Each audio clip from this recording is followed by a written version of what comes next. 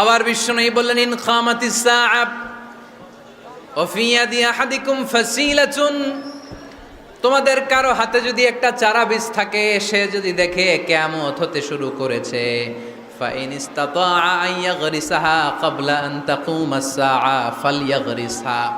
কারো হাতে একটা চারা বীজ নিয়ত করেছে, চারা বীজটা রোপণ করবে,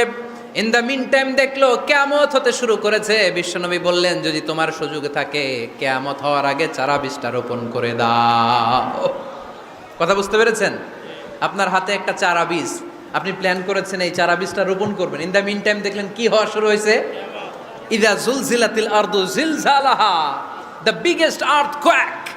ভূমিকম্প শুরু হয়েছে, কিয়ামত হয়ে যাবে। বিশ্বনবী বললেন কিয়ামত হইতেছে ওদিকে, আর তোমার হাতে যদি চারা বীজ থাকে দেরি করো না, কিয়ামত তোমার কাছ পর্যন্ত আসার আগে সুযোগ পেলে চারা বীজটা রোপণ করে দাও।